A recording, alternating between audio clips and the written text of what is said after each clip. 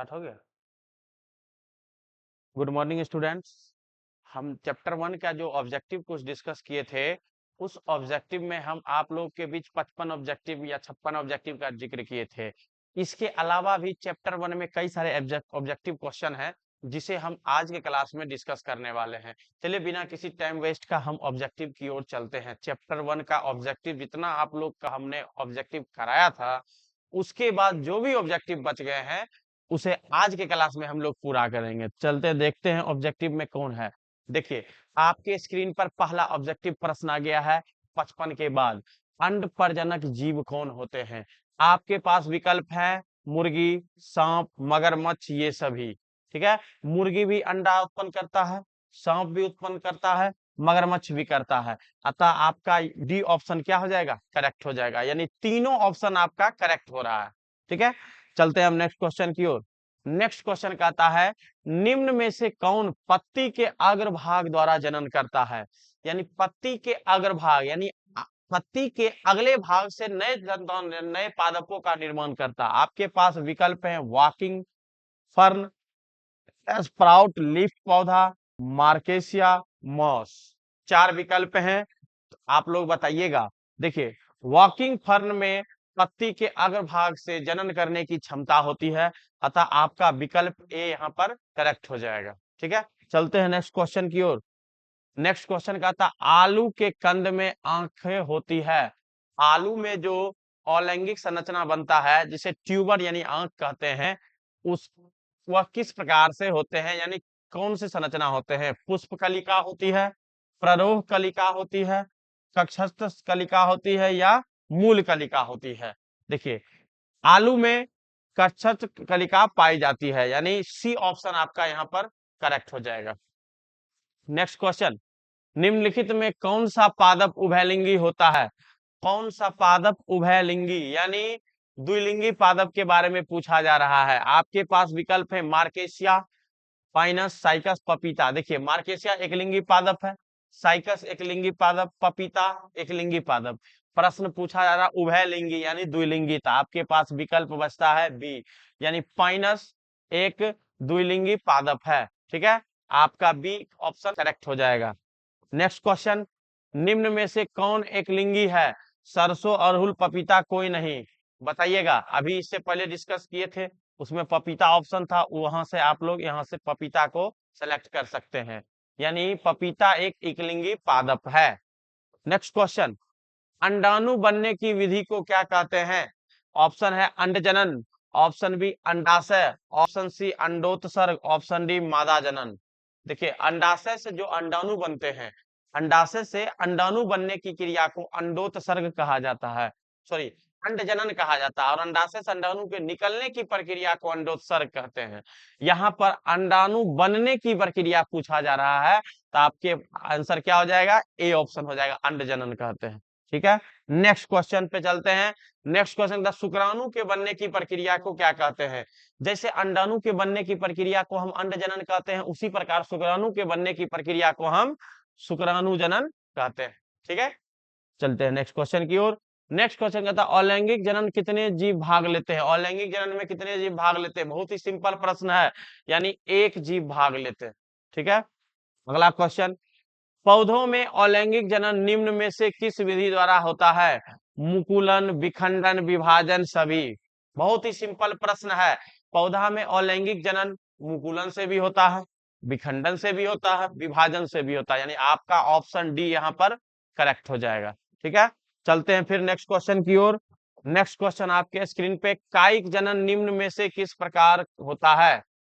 कायिक जनन किसके द्वारा होता है? जड़, स्तंभ, पत्ती, तीनों द्वारा। तो कायिक परिवर्धन जड़ के माध्यम से भी हो सकते हैं, पत्ती के माध्यम से भी हो सकते हैं, स्तंभ के माध्यम से भी हो सकते हैं। स्तंभ का मतलब होता है तना। ठीक है, यानी तीनों विकल्प यहाँ पे आपका करेक्ट हो जाएगा। चलते हैं नेक्स्ट क्वेश्चन की ओर। आलू में कायिक संचरण किसके द्वारा होता है? पत्ती, स्तंभ, जड़, बीज। आलू में कायिक प्रजनन बताइएगा। देखिए पत्ती नहीं होगा, जड़ भी नहीं होगा, बीज भी नहीं होगा, आपका ऑप्शन क्या हो जाएगा? बी ऑप्शन, स्तंभ यानी तना के माध्यम से। ठीक है, नेक्स्ट क्वेश्चन, एक ही फल के भीतर परागकोश से परागकणों का वर्तिकाग्र तक पहुंचना क्या कहलाता है? बताए थे, परागकोश से परागकणों का वर्तिकाग्र तक पहुंचने की क्रिया को परागन कहते हैं। हमने परागन के टाइप्स भी बताए थे, स्वपरागन, पर परागन और सजात पुष्पी परागन। यहाँ देखिए एक ही फल के भीतर परागकोश से परागकणों का यानी उसी समान को कहा जाता है, यानी स्वयं के बीच परागन हो रहा है। तो आपका विकल्प क्या हो जाएगा? स्वपरागन। स्व का मतलब होता है स्वयं, परागन का मतलब परागन की प्रक्रिया जब स्वयं के पुष्प के बीच होती है, यानी एक ही फल के भीतर होगा। ठीक है, चलते हैं नेक्स्ट क्वेश्चन की ओर। अंडाशय से अंडा निकलने की प्रक्रिया को क्या कहते हैं? बहुत ही सिंपल प्रश्न है। अंडाशय से अंडाणु के बनने की क्रिया को अंडजनन कहते हैं, लेकिन अंडाशय से अंडाणु के निकलने की प्रक्रिया को अंडोत्सर्ग कहा जाता है, यानी आपका ऑप्शन बी करेक्ट हो जाएगा। ठीक है, नेक्स्ट क्वेश्चन। मानव मादा में अंडे का निषेचन कहाँ होता है? यानी निषेचन की क्रिया कहाँ संपन्न होती है? What is the site of fertilisation के बारे में पूछा जा रहा है। आपके पास विकल्प हैं अंडाशय में, गर्भाशय में, योनि मार्ग में, फेलोपियन नलिका में। देखिए बहुत ही सिंपल प्रश्न, इंपॉर्टेंट प्रश्न, हमने ऑफलाइन क्लास में भी बताया था आपको, ये प्रश्न बार बार पूछे जा रहे हैं, यानी आपका ऑप्शन डी यानी फेलोपियन नलिका करेक्ट हो जाएगा। ठीक है, नेक्स्ट क्वेश्चन। मानव नर में शुक्राणु का भंडारण किस अंग में होता है? विकल्प शिश्न, शुक्रवाहिका, इपिडिडमिस, वृषण। देखिए इपिडर्मिस को हिंदी में अधिवृषण भी कहते हैं। अब आप लोग का आंसर आसानी से मार दीजिएगा, अधिवृषण होता है यानी इपिडिडिमिस, यानी डी सी ऑप्शन करेक्ट हो जाएगा। शुक्राणु को अधिवृषण यानी इपिडिडिमिस में शुक्राणु को संग्रहित करके रखा जाता है। Next question. युग्मक में गुणसूत्र का सेट होता है। युग्मक के बारे में हम बताए थे, युग्मक प्रायः अगुणित होते हैं, यानी उसमें नंबर ऑफ क्रोमोसोम हाफ होते हैं। ठीक है, तो हाफ सेट ऑफ क्रोमोसोम यानी आपका विकल्प डी हो जाएगा, एन अगुणित, हाफ सेट ऑफ क्रोमोसोम होते हैं। ठीक है, नेक्स्ट क्वेश्चन। अलैंगिक जनन में जीवधारियों की उत्पत्ति कितने जनक के भाग लेने से होती है? अलैंगिक जनन जहां भी देखेंगे तो एक जीव भाग लेता है, कोई एक ही जनक। ठीक है, अगला प्रश्न। माता द्वारा दिए गए युग्मक और पिता द्वारा दिए हुए युग्मक के संलयन से क्या बनता है? युग्मकों का संलयन क्या कहलाता है? निषेचन कहलाता है, जिसके दौरान युग्मनज यानी जाइगोट का निर्माण होता है, यानी आपका बी ऑप्शन क्या हो जाएगा यहाँ पर करेक्ट हो जाएगा। Next question. वह प्रक्रिया जिसके द्वारा नर युग्मक एवं मादा युग्मक बनते हैं, यानी नर युग्मक और मादा युग्मक यानी युग्मकों के निर्माण की प्रक्रिया को क्या कहते हैं? देखिए युग्मकों के निर्माण की प्रक्रिया को युग्मक जनन कहा जाता है, यानी आपका विकल्प सी यहाँ पर करेक्ट हो जाएगा। नेक्स्ट क्वेश्चन पे चलते हैं। 3 परत वाली संरचना जिसके अंदर एक नई गुहा आद्यंत्रा यानी जिसको आर्कियंट्रॉन कहते हैं बन गई, उसे क्या कहते हैं? जब 3 परत का निर्माण हो जाता है यानी जर्म स्तर का, तो उसको कहते हैं गैस्ट्रूला। ठीक है, यानी आपका ऑप्शन क्या हो जाएगा? बी सही हो जाएगा। ठीक है, विदलन मतलब विभाजन होता है। अगला क्वेश्चन पे चलते हैं। वह जीव या पौधा जिसके शरीर में नर तथा मादा दोनों प्रकार के जनन अंग पाए जाते हैं, उसे क्या कहते हैं? उसे उभयलिंगी पादप कहते हैं, यानी द्विलिंगी पादप को ही उभयलिंगी कहते हैं, नर और मादा दोनों जनन अंग विकसित हो जाते हैं। ठीक है, चलते हैं अगले क्वेश्चन की ओर। नेक्स्ट क्वेश्चन कहता है किस प्रकार के जनन करने वाले प्राणियों में अधिक भिन्न विभिन्नता देखने को मिलती है? लैंगिक जनन में ऑप्शन बी, अलैंगिक जनन में ऑप्शन सी, युग्मक जनन में ऑप्शन डी, कायिक जनन में। देखिए भिन्नता का ही बात हो तो लैंगिक जनन, यानी आपका ऑप्शन क्या हो जाएगा यहाँ पर? ऑप्शन ए करेक्ट हो जाएगा। नेक्स्ट क्वेश्चन कहता है वह प्रक्रिया जिसके अंतर्गत जीव समजात शिशु को जन्म देकर अपनी प्रजाति को निरंतर बनाए रखता है, उसे क्या कहते हैं? यानी वह पर जिसके अंदर जीव समजात शिशु को यानी अपने समान शिशु को जन्म देकर अपनी प्रजाति को बनाए रखता है, उसे जनन कहते हैं, यानी जनन का एक डिफिनीशन है। ठीक है, जनन 2 प्रकार के, लैंगिक और अलैंगिक, यानी जनन का यह प्रकार होता है, यानी इसे जनन कहते हैं। अगले क्वेश्चन पे चलते हैं। मतलब जंतु जो शिशु को जन्म देते हैं उसे क्या कहते हैं? देखिए जो अंडा देता है उसे अंडज कहते हैं, जो शिशु को जन्म देते हैं उसे जरायुज कहते हैं। यानी आपके पास ऑप्शन है अंडज, जरायुज, उभयचर, द्विलिंगी। तो आपका विकल्प बी करेक्ट हो जाएगा, यहाँ पर जरायुज ऑप्शन करेक्ट हो जाएगा। चलते हैं नेक्स्ट क्वेश्चन की ओर। नेक्स्ट क्वेश्चन कहता अंडे से लेकर वयस्क तक बनने की प्रक्रिया को क्या कहते हैं? अंडा से लेकर वयस्क तक बनने की प्रक्रिया क्या कहलाती है? देखिए, अंडा से लेकर परिवर्धन कहलाती है, यानी परिवर्तन होता है, उसी जाइगोट की कोशिका में विदलन होता है जिसके फलस्वरूप शिशु का निर्माण होता है, यानी परिवर्धन आपका ऑप्शन करेक्ट हो जाएगा। अगला क्वेश्चन कहता है प्लाज्मोटेमी किसमें होता है? प्लाज्मोटोमी किसमें होता है? Option A Hydra, Obelia, Opalina, Plasmodium. Plasmotomy कभी भी होगा तो प्रोटोजोआ में होता है, याद रखिएगा, प्लाज्मोटोमी प्रोटोजोआ में होता है। प्लाज्मोडियम एक प्रकार का प्रोटोजोआ है जिसमें प्लाज्मोटोमी होता है, यानी आपका विकल्प यहाँ पर सी करेक्ट हो जाएगा। नेक्स्ट क्वेश्चन, किसी अनिषेचित अंडज से बीज के विकास की क्रिया को क्या कहते हैं? देखो, बिना निषेचन के ही बीज का निर्माण की प्रक्रिया को असंग जनन कहते हैं, यानी एपोमिक्सिस कहते हैं। तो आपके पास विकल्प है एपोगेमी, एपोमिक्सिस को ही एपोगेमी भी कहा जाता है, यानी ऑप्शन सी आपका करेक्ट हो जाएगा। नेक्स्ट क्वेश्चन, संतान जो लगभग एक दूसरे के आइडेंटिकल हो, साथ ही पेरेंट के भी आइडेंटिकल हो, उसे क्या कहते हैं? ट्विंस, प्रतिलिपि बनाता है, ड्रोन, क्लोन। देखिए, क्वेश्चन समझिए, संतान जो लगभग एक दूसरे के आइडेंटिकल हो और उसके पेरेंट्स भी आइडेंटिकल हो तो उसे क्या कहते हैं? उसे क्लोन कहते हैं। क्लोन का मतलब उसका एक आइडेंटिकल कॉपी होता है। ठीक है, चलते हैं नेक्स्ट क्वेश्चन की ओर। नेक्स्ट क्वेश्चन आपके स्क्रीन पर, गैमीट के निर्माण की प्रक्रिया को क्या कहते हैं? युग्मक को इंग्लिश में गैमीट कहा जाता है, युग्मक बनने की प्रक्रिया को युग्मक जनन यानी गैमीटोजेनेसिस कहा जाता है। वही गैमीट के बारे में पूछा जा रहा है। ऑप्शन है गैमीटोजेनेसिस, साइटोकाइनेसिस, स्पोरोजेनेसिस, मियोसाइट। बताइएगा, आपका विकल्प यहाँ पर ए ऑप्शन करेक्ट हो जाएगा, यानी युग्मक के निर्माण की प्रक्रिया को, यानी गैमीट के निर्माण की प्रक्रिया को गैमीटोजेनेसिस कहा जाता है। नेक्स्ट क्वेश्चन, जीरोंटोलॉजी में किसका अध्ययन होता है? देखिए, जीरोंटोलॉजी में कभी भी किसी का एज का पता लगाया जाता है, तो यानी एज से आपको मिल रहा होगा ऑप्शन पक्षी, ऑप्शन गलत हो जाएगा, नहीं होगा। अस्थि भी नहीं होगा, एजिंग पृथ्वी, यानी आपका ऑप्शन सी यहाँ पर करेक्ट हो जाएगा, एजिंग। जीरोंटोलॉजी में एजिंग का अध्ययन होता है। अगला क्वेश्चन चलते हैं, निम्न में से किसमें बिना निषेचन द्वारा प्रजनन की क्षमता होती है? यानी निषेचन नहीं होने पर भी निषेचन हो जाता है, शिशु का जन्म होता है। आपके पास विकल्प है मकड़ा, गाय, मधुमक्खी, केचुआ। देखिए, मधुमक्खी एक ऐसा प्राणी है जिसमें निषेचन के माध्यम से भी संतान उत्पन्न होते हैं और बिना निषेचन का भी संतान उत्पन्न होता है। तो इसमें अर्धसूत्री या समसूत्री विभाजन के माध्यम से कोशिका नए जीवों का निर्माण होता है, इसीलिए मधुमक्खी आपका विकल्प यहाँ पर करेक्ट हो जाएगा। नेक्स्ट क्वेश्चन, प्याज के युग्मक में गुणसूत्र की संख्या कितनी होती है? बताइएगा आप लोग, यह एनसीईआरटी का क्वेश्चन है। प्याज के युग्मक में गुणसूत्र की संख्या कितनी होती है? बताइएगा आप लोग, देखते हैं कितने स्टूडेंट बता रहे हैं इसका आंसर।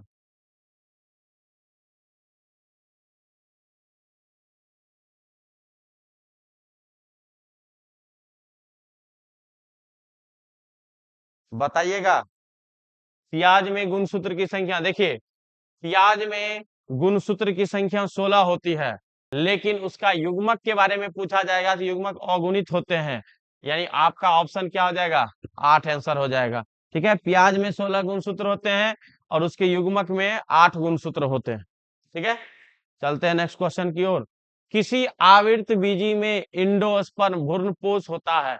भ्रूणपोष किस प्रकृति के होते हैं? अगुणित होते हैं, द्विगुणित होते हैं या त्रिगुणित होते हैं, उसके बारे में पूछा जाता है। देखिए, भ्रूणपोष का कहीं भी बात हो तो वह त्रिगुणित होते हैं, यानी 3n होता है, यानी आपका विकल्प क्या हो जाएगा? विकल्प सी यहाँ पर करेक्ट हो जाएगा। अगला क्वेश्चन कहता है, किसी पुष्प के अंडाशय होते हैं, अंडाशय भी द्विगुणित होता है, यानी बताए थे युग्मक अगुणित होते हैं जबकि अंडाशय द्विगुणित होता है और भ्रूणपोष त्रिगुणित होता है। ठीक है, नेक्स्ट क्वेश्चन, पौधों में अर्धसूत्री विभाजन किसमें होता है? मूल छोर में, परागन में, तना छोर में, परागकोश में।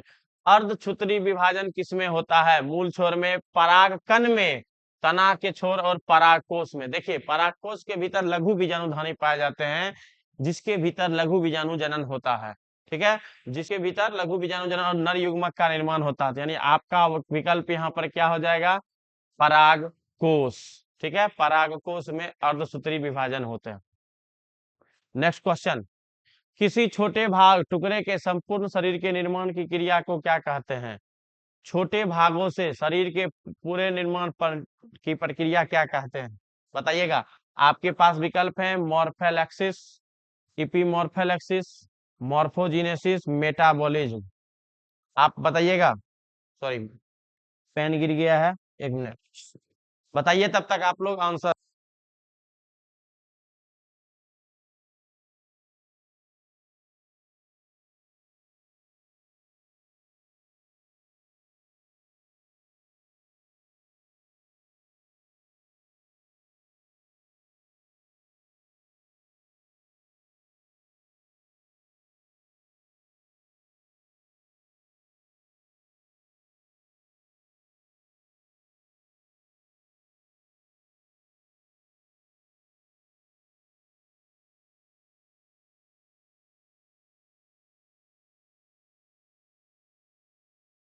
देखिए, यही पेन गिर गया था, बड़ा ही मुश्किल से निकाले। बताइएगा, आपके पास विकल्प है मॉर्फोलैक्सिस, इपीमॉर्फोलैक्सिस, मॉर्फोजेनेसिस, मेटाबॉलिज्म। देखिए, बहुत ही सिंपल है। किसी छोटे भाग से टुकड़े संपूर्ण शरीर के निर्माण की प्रक्रिया को, यानी उसके छोटे भाग, खंडित भाग से ही सभी का निर्माण हो जाता है, उस प्रक्रिया को मॉर्फोजेनेसिस कहा जाता है। ठीक है, चलते हैं नेक्स्ट क्वेश्चन की ओर। नेक्स्ट क्वेश्चन, दोहरा निषेचन किसमें पाया जाता है? आवृत बीजी, अनावृत बीजी, ट्रिडोफाइट, ब्रायोफाइट। देखिए, दोहरा निषेचन आवृत बीजी या अनावृत बीजी। ठीक है, बताइएगा आप लोग ऑप्शन। क्वेश्चन भी आता है किसी आवृत बीजी पुष्प में या अनावृत बीजी में दोहरा निषेचन कभी भी पाया जाता है, तो किसमें? आपके पास विकल्प में, बहुत ही आसान प्रश्न है, बताइएगा।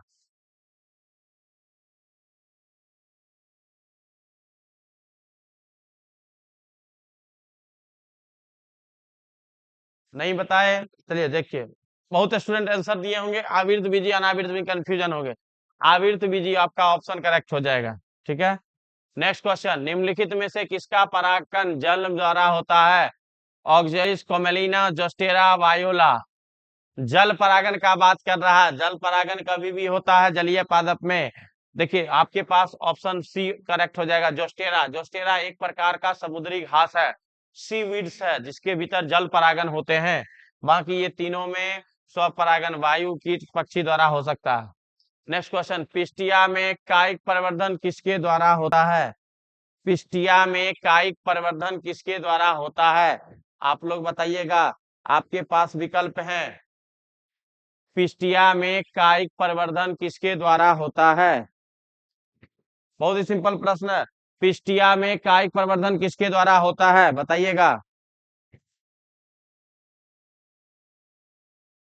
पिस्टिया में कायिक प्रवर्धन किसके द्वारा होता है?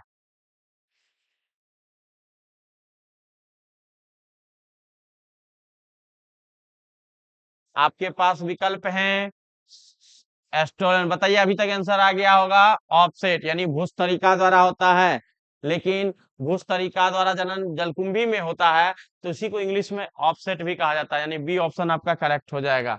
नेक्स्ट क्वेश्चन, घरेलू मक्खी के मियोसाइट में गुणसूत्र की संख्या कितनी होती है? घरेलू मक्खी में यानी 8।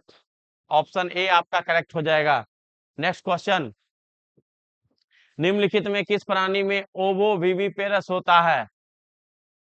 मुर्गी, प्लेटिपस, रेटल सर्प, एकिडना। ओवोविविपेरस, बताइएगा। यानी अंडा के माध्यम से भी संतान उत्पन्न हो सकते हैं।